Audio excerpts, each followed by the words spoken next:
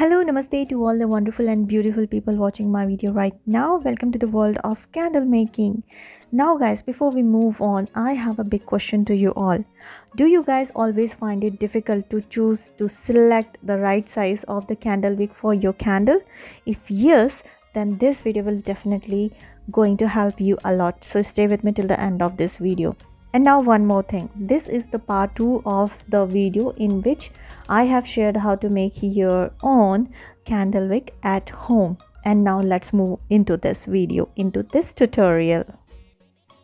Now the first thing which we have to do is to measure the thickness of the cotton candle wick which we have created. And this is the basic and the very important step, because until and unless we know the thickness of our candle wick, how do we perform the mathematical calculation to choose the right size of the candle wick for our candle, for jar, for the mold, or anything like that? So now here I am using ruler. If you have a vernier caliper, you can use that too, but since the ruler is easily available at everyone's home, that's why I'm showing it with the ruler. So this is the first thing which you have to do.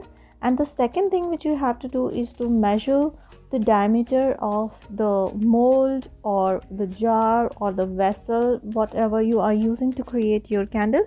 So that is the second step. So before moving on further, what you must have the thickness of the candle wick, and second, the diameter of the mold or the jar or the candle, whatever you are using.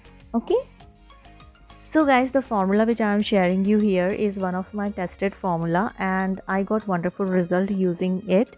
But then also I request you all to perform a test with different sizes of the candle wick in different sizes of the candle jar, and once you get fully satisfied, then only give it the green signal to it.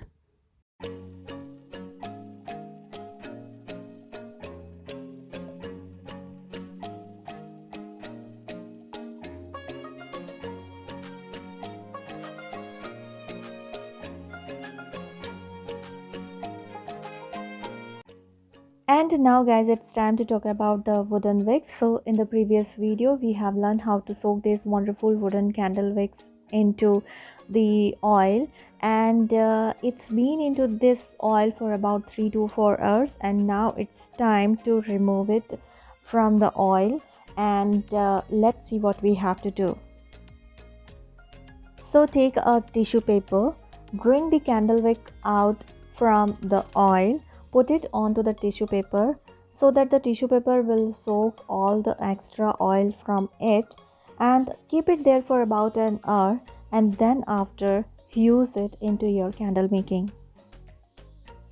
So now guys, in the previous part of this video we have learned how to measure the thickness of the cotton thread candle wick and how to apply that magical mathematical formula to get the right size of the candle wick for your candle making.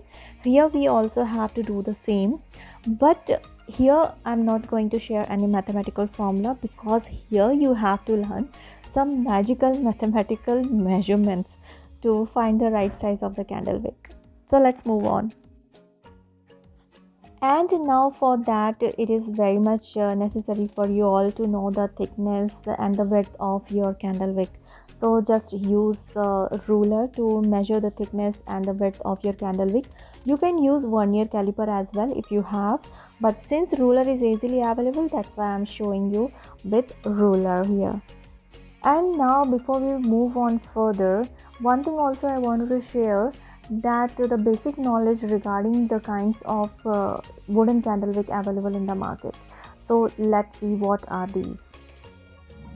So the most commonly used wood wick is the single ply wood wick. It is available in 4 different sizes: the small, medium, large and extra large.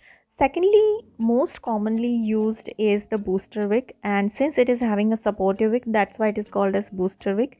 Next kind of wooden wick is the spiral wood wick. Then we have the wooden wick which is called as X wood wick, and then we have the wooden wick which is called as floating wooden candle wick. So these are the varieties of the wooden candle wick available in the market, but since I am having experience with single ply wood wick and booster wood wick, and so I am sharing the measurements related with these two wood wicks only. So make sure that you learn all these measurements very well. All the best.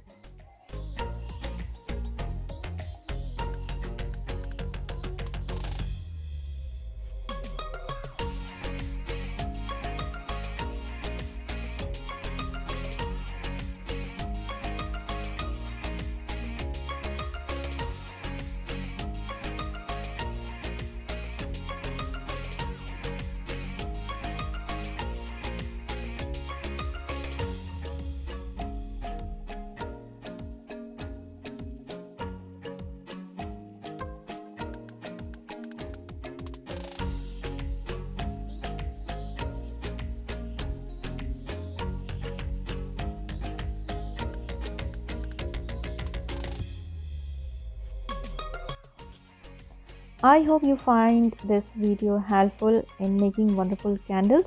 If yes, don't forget to click the like button. Don't forget to watch my other candle making videos as well. If you want to learn candle making, my videos will definitely help you a lot. I'll meet you in the next video with some new ideas, with some new information. So stay with me.